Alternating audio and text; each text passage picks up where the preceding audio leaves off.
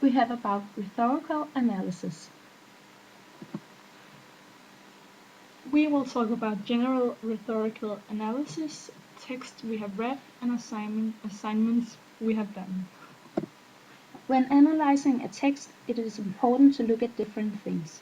These things are expressed through the pentagon. The pentagon consists of the intention of the text, the reader, the topic, the writer, the language, and the circumstances. When analyzing a text, it is important to look at different tropes and schemes. Both are used in rhetoric in order to force the audience to pay attention to the speaker and the text and make them remember it. These exists are anaphora, anastrophe, antithesis, epistrophe, hyperbole, irony, metaphor, oxymoron, personification, pun, rhetorical question, and simile.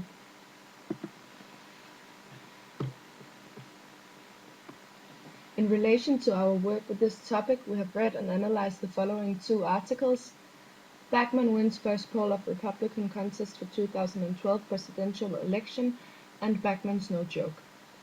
By examining the use of rhetorical devices in the 2 articles, we were able to make a comparison between them.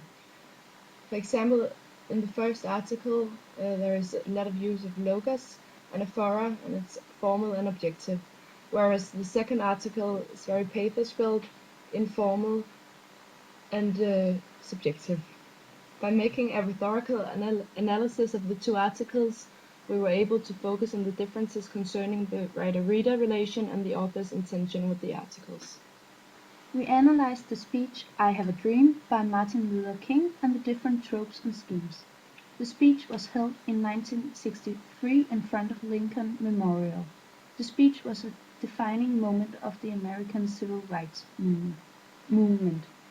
We found several schemes and tropes such as the metaphor, but we refuse to believe that the Bank of Justice is bankrupt.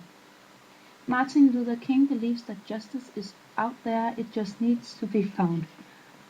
Martin Luther King also makes an anaphora when he says, "Let freedom ring from the snow-capped Rockies of Colorado, let freedom ring from the curvaceous slopes of California, but not only that, let freedom ring from Stone Mountain of Georgia, let freedom ring from Lookout Mountain of Tennessee."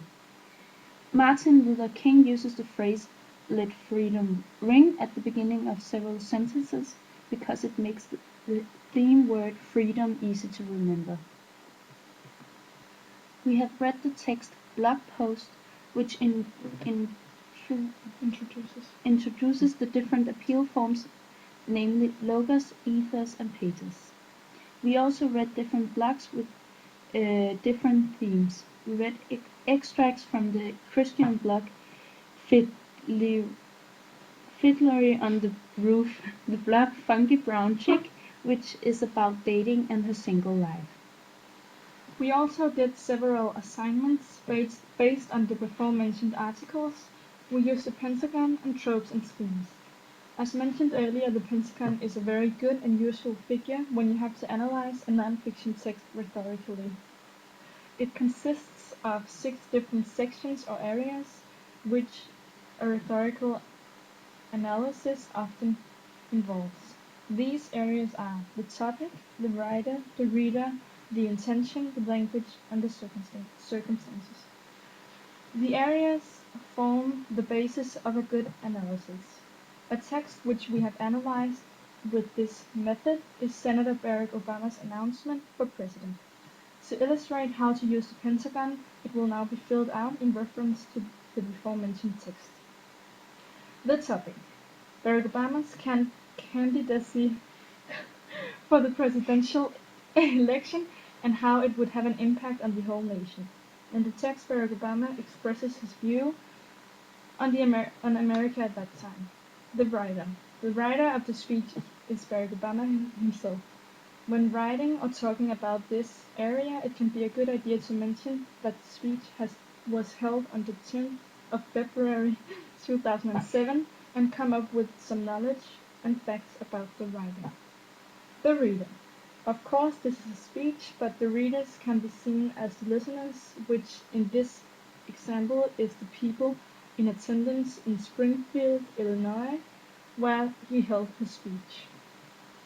Intention. In this case, it is clear that Barack Obama wants to touch the American hearts and not to influence the American minds.